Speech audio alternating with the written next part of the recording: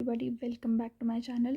Today's video will be about newspaper reading. तो आज के न्यूज़पेपर में अगेन बहुत ज़्यादा आर्टिकल्स नहीं आए हैं. ये जो हमारा फर्स्ट आर्टिकल आया है वो हमारे पहले ही पेज पे इंडियन एक्सप्रेस पढ़ती हूँ मैं. इसके अंदर ये carbon holding capacity of Amazon के ऊपर आर्टिकल आया है. इस आर्टिकल में आपको बहुत डिटेल में जाने की ज़रूरत नहीं है, पर इस आर्टिकल की जो इंग्लिश है वो काफ़ी ज़्यादा अच्छी है. इस तरह की इंग्लिश आजकल पैसेजेस में आने लग गई है और डायरेक्ट इन पैसेजेस को पिकअप करने लग गया यूपीएससी. डायरेक्ट न्यूज़पेपर से आते हैं. तो ये वाला जो पैसेज है आपको इंग्लिश के लिए पढ़ना चाहिए, बाकी इसमें ज़्यादा कुछ है नहीं. नेक्स्ट आर्टिकल जो हमें पढ़ना है वो हमको पढ़ना है, थोड़ा आगे जाना पड़ेगा.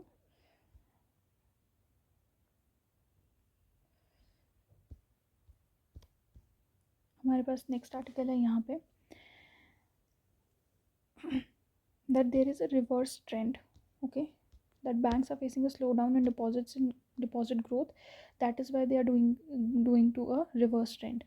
क्या हो रहा है, हमारी इकोनॉमी का सेविंग रेट काफ़ी हाई है, बट इंडियन इकोनॉमी में अब सेविंग्स काफ़ी लोग कम करने लग गए हैं, स्पेंडिंग काफ़ी करने लग गए हैं, जिस वजह से बैंक्स के पास डिपॉजिट ही नहीं आ रहा है. डिपॉजिट ना होने की वजह से वो आगे लेंड भी नहीं कर पा रहे हैं. So this is the problem that India is facing, जो यूजुअली कभी नहीं आती थी इंडिया के अंदर. So this was the article. Next article is on ASI. ASI is going to outsource some excavation projects. इसमें आपको ये पता होना चाहिए कि ASI जो एज अ बॉडी है वो प्री इंडिपेंडेंस में बनी हुई बॉडी है. वो किसी ज़माने में अंग्रेज़ों ने ही बना दी थी, और बहुत सारा हमारा जो हिस्ट्री का काम था, जो हमारा एक्सकवेशन का काम था, वो उन्होंने ही बना दिया था.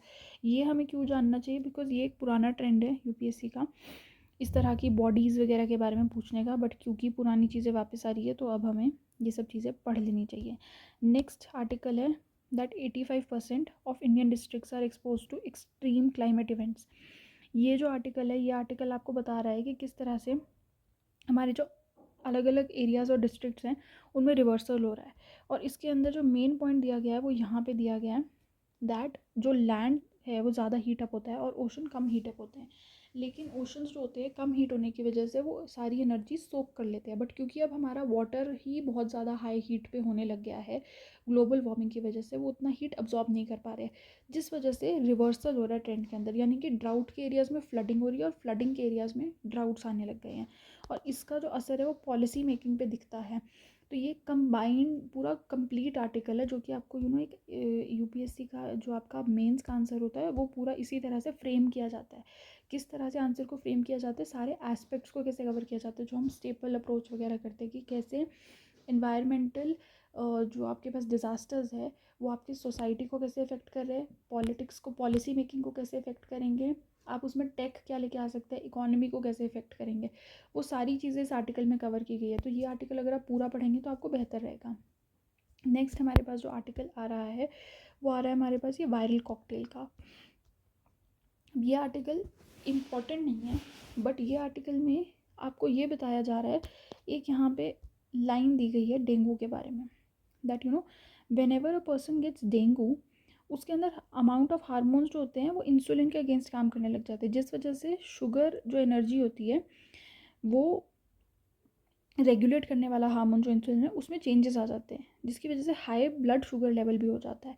ये क्वेश्चन मैं आपको इसलिए बता रही हूँ बिकॉज डेंगू, ट्यूबरकुलोसिस, चिकनगुनिया, इस तरह के जब आपको कहीं पे आर्टिकल्स दिखते हैं इन डिजीज़ के ऊपर तो आपको इनके बारे में थोड़ा पढ़ लेना चाहिए, क्योंकि ये हमारी कॉमन इंडिया में पाए जाते हैं और इस पर यूपीएससी फोकस भी करता है.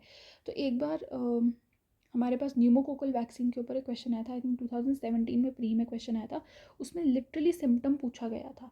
तो यहाँ पे आपको डेंगू के बारे में बताया जा रहा है कि ब्लड शुगर लेवल भी उससे हाइक हो जाती है.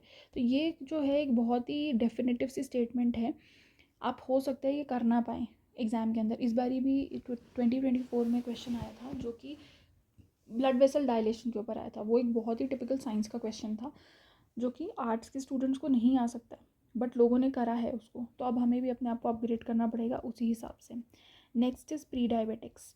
प्री डायबिटिक्स का जो कंडीशन होती है ये सीरियसली लेने के लिए बोला गया है. आपको ये बताना चाहिए कि डायबिटीज़ से पहले भी कंडीशन होती है जिसको प्री डायबिटिक्स बोलते हैं, ठीक है, और अबव 30 की एज में किसी को भी वो हो सकती है. तो एज लिमिट आप हो सकता है आपको लगे कि 30 प्लस में कहाँ डायबिटीज़ होती है, बट नहीं, प्री डायबिटिक कंडीशंस उसमें भी हो सकती हैं. So this was the newspaper for today, and thank you.